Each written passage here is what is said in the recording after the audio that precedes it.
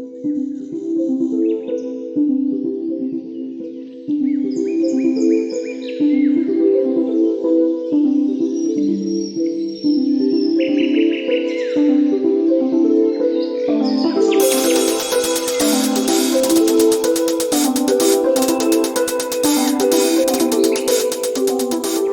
and welcome to the White Witch podcast with me, Carly. Hope you are all well, witches.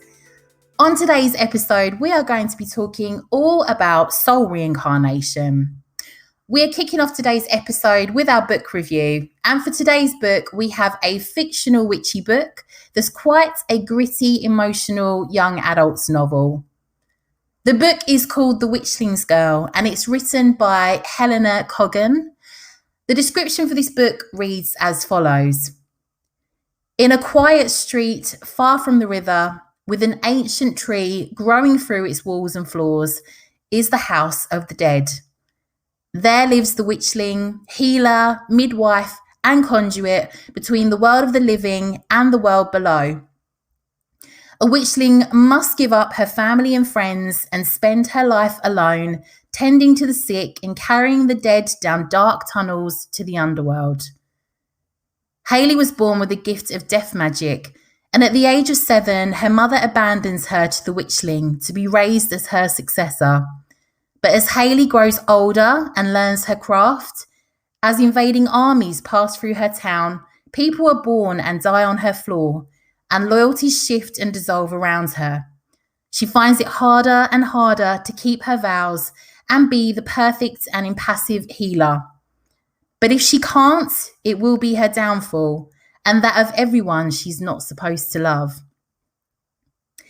I loved this book. It is a change from other witchy fictional reads I've read of late.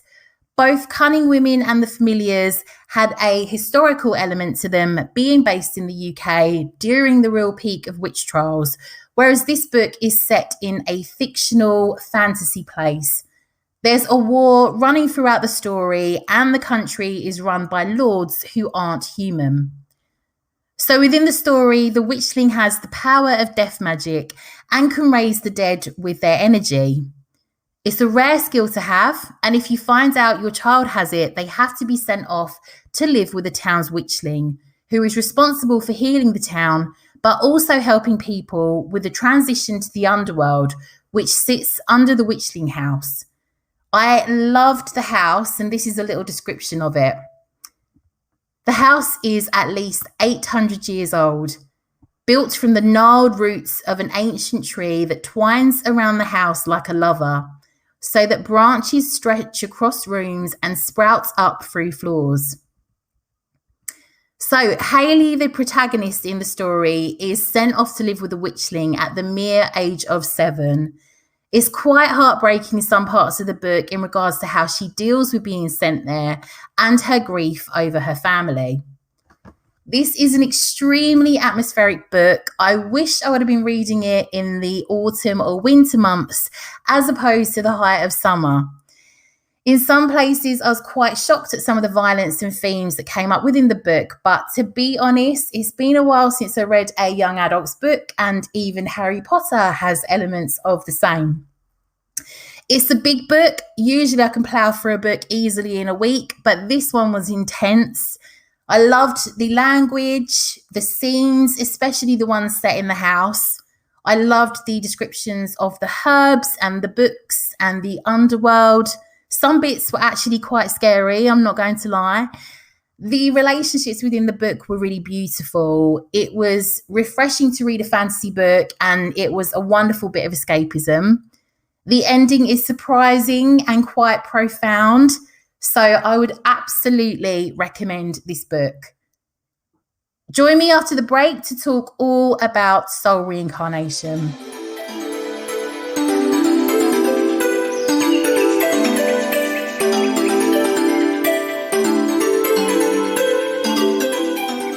Hello and welcome back. So let's talk all about soul reincarnation. So this weekend, I had a past life regression carried out on me, and it absolutely blew my mind. Like, I'm still reeling. I can't believe what came up. It's been quite odd ever since too, in terms of feeling more connected to intuition and from a sort of meditation perspective as well. So I had a regression meditation carried out on me by a friend. She was taught witchy practices from her mum, who is a witch since she was the age of 5. My friend is deeply spiritual. Her mum taught her how to carry out regressions, and I was absolutely shook. The irony is, I always make a joke on the show of being alive 300 years ago, and my regression took me back to Italy in 1755.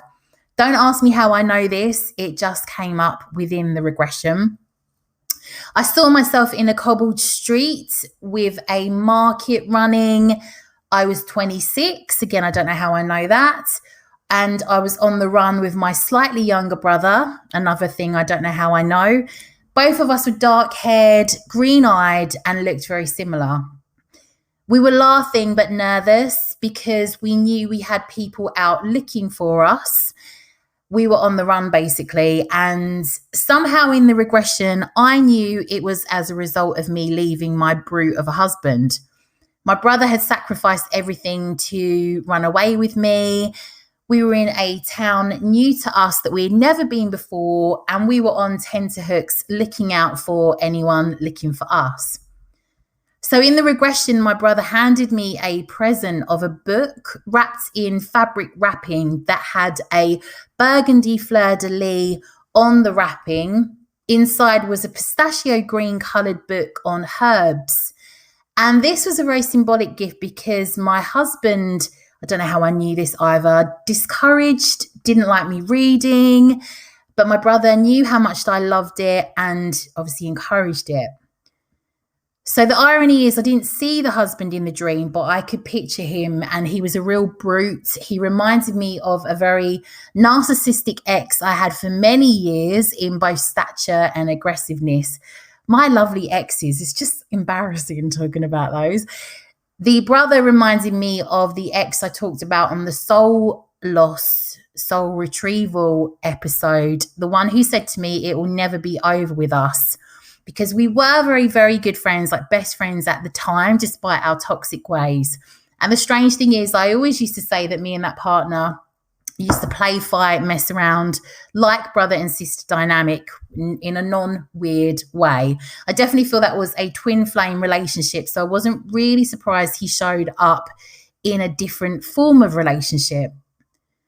After the regression was over, I had questions. Like, firstly, I was confused about, I don't know why, but the fleur-de-lis, because it's traditionally a French symbol and I knew I was in Italy. So my friend looked into it and we discovered the fleur-de-lis had an Italian variation of it called Giglio Bottinato, which turned out to be the crest for the town, well, for Florence. And it's also strangely a reddy burgundy colour. So that blew my mind. I looked at pictures of the streets of Florence, somewhere I've never ever been, and they were very much like exactly like the style of streets within my regression. Bearing in mind, I've never ever been to Florence, only a tiny fraction of Italy. I have no connection to the country. Secondly, the book and the colour. So he gave me a green coloured book. Also, the book I picked in the Akashic Records library before we got to the Vision of Florence was green. And apparently this is said to be linked to my heart chakra, which I've always had issues with when it comes to affairs of the heart. And it's funny because I'm naturally fair-haired. I had blonde hair up into my mid-30s, but I was always drawn to women who had very dark hair and green eyes, and took the plunge and dyed my own hair very dark a few years ago. And the minute I dyed it, it was like I came into my own. I never, ever went back. It wasn't anything to do with the witchy side. I just felt more me than ever. So I wonder if this is also a link. So if you ever have the opportunity to do a past life regression, I wholeheartedly recommend you do it. It answered for me a lot of questions that I have had about relationships in my life.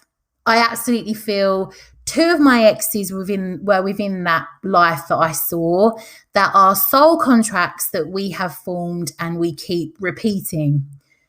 So in the words of Erica Badu, I guess I'll see you next lifetime. That is, unless me or they get their shit together in this lifetime. If my mum's listening to this, I know I promised I won't swear anymore, but sorry, some things just call for it. So please don't tell me off. So some signs your soul may have reincarnated many times. So you may have reoccurring dreams that seem so real as if you were actually there. Excelling in a talent or ability that you have never studied or practiced, out of place memories, strong intuition, deja vu, so a sensation of meeting a person or being in a particular location previously, and you know for sure you have no connection to it within this lifetime. Certain places just feel like coming home. And it's not uncommon for some people to know their way around places that they have never, ever visited. You are an empath. Precognition, so foreknowledge of an event in an extrasensory way. Retrocognition, so knowledge of a past event that could not have been learned or inferred by normal means. You feel older than your age reflects.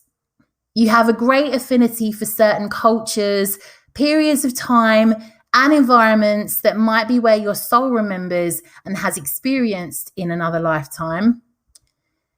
Relationships forged in another lifetime. So it's very common to travel through various lives with the same group of souls. We learn spiritual lessons and can resolve or accumulate karma within these soul groups. And I'm not surprised that I only saw exes, because I'm very fortunate in that I have some beautiful, amazing friends. My life there is very settled, and also family. So all of my lessons have really been learned through relationships. We can often feel an instant sense of familiarity with some, as though you've been together before. So when you meet somebody, we all know that feeling. It doesn't mean that person will show up in this lifetime in the same form of relationship as they were before either. So sometimes karmic relationships can feel like a dance that goes on and on through many lifetimes until you finally both learn from them. I definitely feel I've experienced this, so I hope next time round I don't bloody go there again. Some of you may have soul families, so people you feel you've met within former lifetimes. And like I was saying, you may swap roles from lovers to siblings to colleagues to enemies to friends. You might even be different genders and so on. It's said that no matter where you go, you will still hold a special place in your spirit for that person, no matter if you're together or not. You might have unexplainable fears or phobias that don't seem relevant or have been caused by anything that's happened to you in this lifetime. You might feel as though this earth is not your home. There's a belief of interplanetary lives and interdimensional lives, for example, places such as Sirius, Pleiades, and Vega. So traumatic and difficult experiences from past lives can still leave a lasting impression within this life, so much so that they can carry over and leave an imprint on our psyche and shadow self. And of course, within human nature, we are more likely to remember the bad over the good. Doing past life can be a great step if you're still struggling with trauma, might have gone through a good amount of shadow work, maybe even soul retrieval, and still feel lost. It's definitely explained a lot of things for me. Sometimes when carrying out past life work, it's said that the negative experiences will often appear first. This can, of course, be disturbing. Sometimes these memories can even be blocked, and therefore you might be lucky and only experience the better times within your past lives. Blocked experiences might even be blocked for our own good, as reliving them could be detrimental for us. Or we might have suppressed them over several lifetimes, yet they seep into our behaviour, psyche, and shadow selves. Past life work is there to help us with healing, resolution, and to bring closure or make amends and fulfill karmic responsibilities. So some different ways you can carry out past life work and regression are as follows. Past life regression therapy. So this can work on helping resolve issues that have manifested from memories and experiences from troubled past lives. This is usually carried out by a therapist who guides you through an experience. They might ask questions, but overall, they take you through the experience safely. So past life healing originally came to prominence back in the 1920s with the American psychic Edgar Cayce. He became one of the first psychics who offered past life readings on a large scale, and it's said his work contributed to assisting many with physical health issues, helping them to get over long-term and chronic illnesses. We can also look to astrology. So in astrology, there are some factors that can suggest the most important factors that have a karmic effect on your current incarnation. Astrologers will first look at the south and north nodes on your natal chart. So the south node is where you have been, who you were, what you experienced in a past life, what had a significant impact and imprint on you. The south node is also aligned with our comfort zone, our instincts, where we come from, what we have mastered, stagnancy, and also what's familiar to us. The north node indicates what you need to strive for in this current life as a remedy for that past life. So it's all about soul purpose, karmic path, where we are going, what we need to learn, expansion, future, and the unknown. We can also turn to tarot or divination. Specific tarot spreads can be carried out where you ask specific questions about a past life. If you're already very intuitive with tarot, this might be a great way to gain insight. I will try and link a tarot spread in the show notes for you to take a look at and perhaps try. So, the Akashic Records. Accessing the Akashic Records and gaining past life information. And we will have a podcast episode on this and a Akashic Records meditation that you can try. The Akashic Records is accessed through meditation and can be best accessed via the higher chakras. That's the 5 chakras above the 7th chakra, apparently. But like I say, we will delve into that soon. So guided meditations, working with spirit, guides, or deities. So if you struggle with accessing your Akashic Records via a meditation, you can try guided meditations on past life regression. You can find many of these for free on YouTube. Also recommend you check out Insight Timer, a really good free meditation app. If you work with a spirit guide, you might wish to call upon them to see if they will help you with past life work and regression. You might wish to work with your own deities, but I also read on the blog tarotpugs.com, where I got some of the information on how you can work on past lives, that you could consider building up to work with Anubis, the Egyptian god of death, embalming, and returning to the afterlife. So deities from certain cultures or places might offer insight into a past life from that time period, which could help with recalling what you need from that lifetime. So you might wish to work with a psychic, and not all psychics work within past lives or the Akashic Records. So you would need to seek one out specifically who works within that field. They may use different methods similar to those that we've already mentioned, but in their own way. So working with spirit guides, ancestors, the Akashic Records, divination, tarot. Some piece it together like a story of your past life. Others might just pick up certain pieces and relay it to you.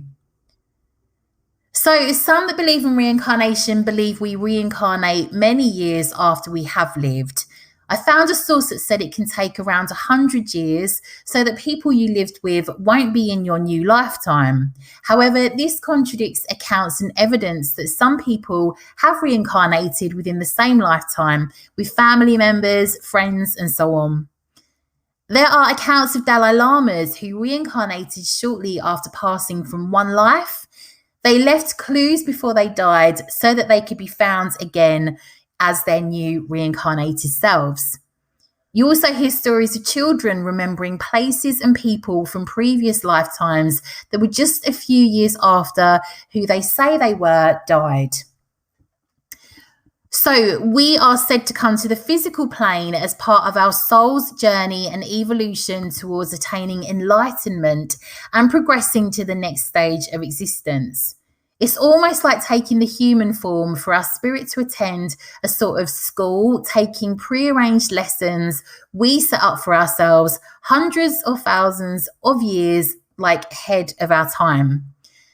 These experiences are said to challenge us, hence the painful and traumatic events, in order for us to integrate the wisdom we gain through these experiences. Each acts as a catalyst for growth, causing us to adjust our ways of thinking, and we are forced to adapt and take on new skills to carry over to future lifetimes. We set up these emotional teachings through soul contracts. This is an agreement between two souls to have a shared experience with one another in the physical. There are no winners or losers, and the contract is for the benefit of both parties involved. There is apparently nothing untoward about them, and it's said that we are also in control of the terms and we don't have to agree to anything.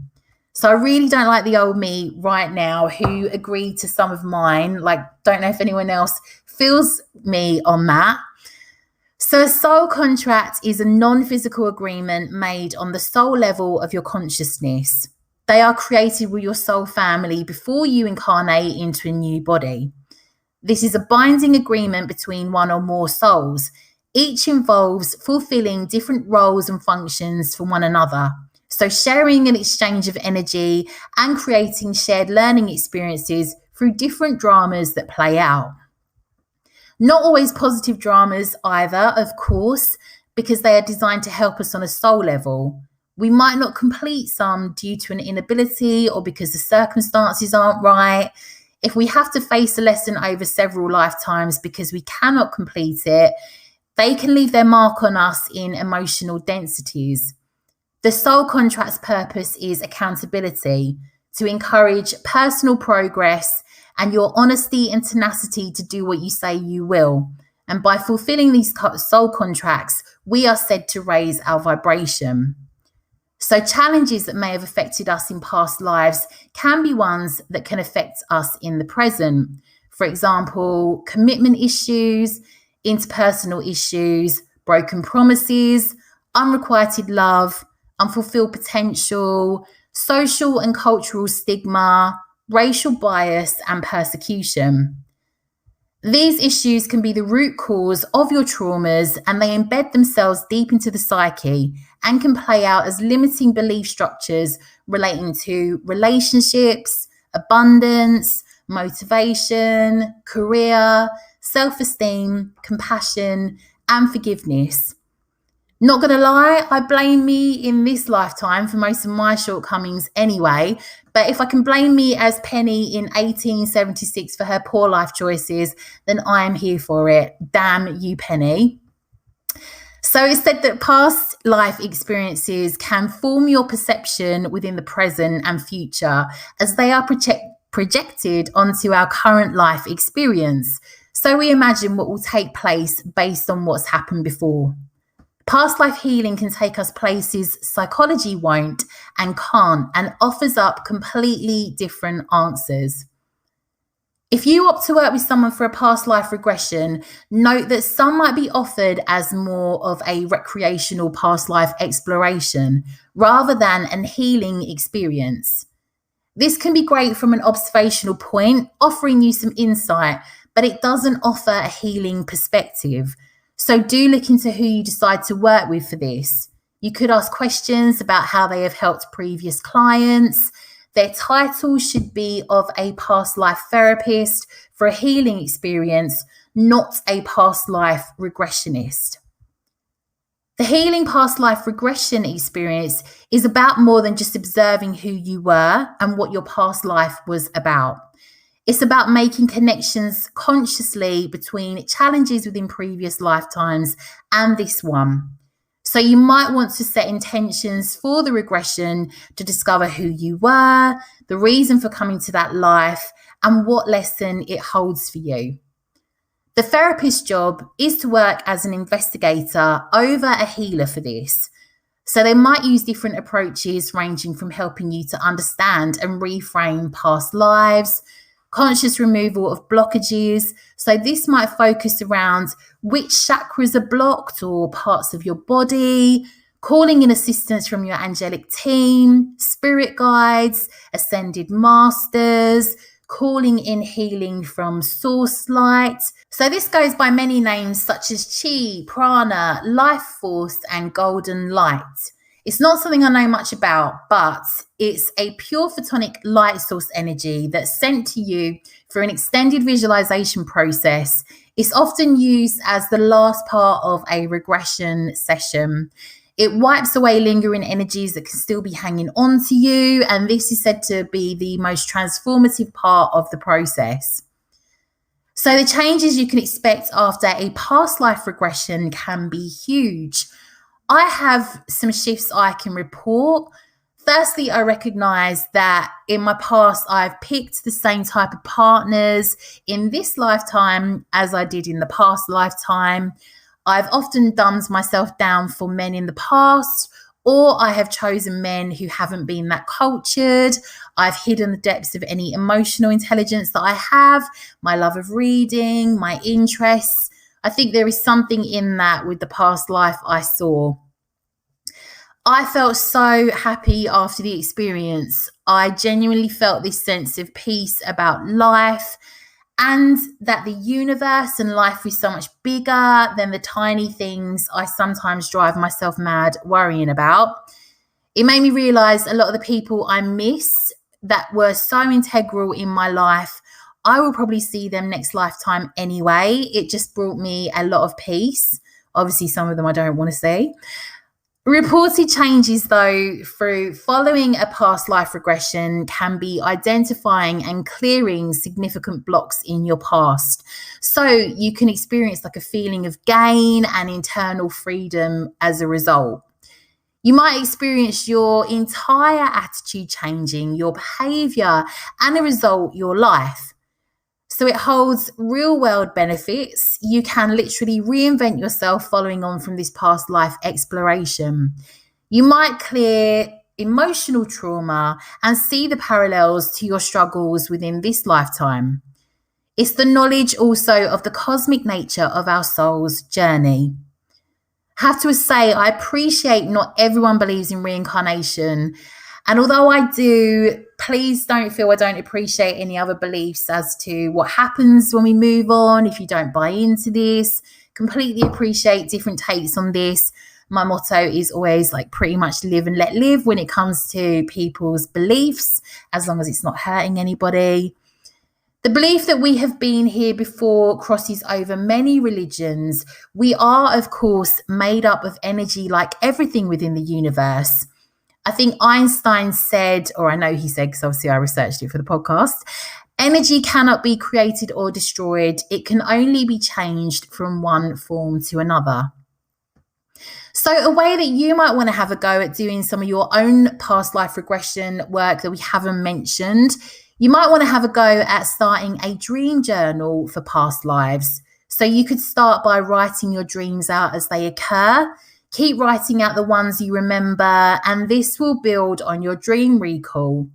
This can be used as a guide, and you might find emerging patterns. Perhaps you're in the same place.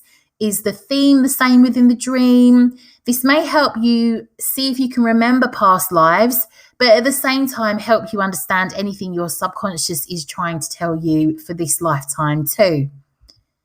Things in a dream that might signify a past life memory include people and places that don't necessarily exist. If you appear and behave differently within your dreams, you have the same pattern of dreams with no major change in them. In a dream, you might have a constant feeling of being incomplete or missing, or even feeling older than your actual age.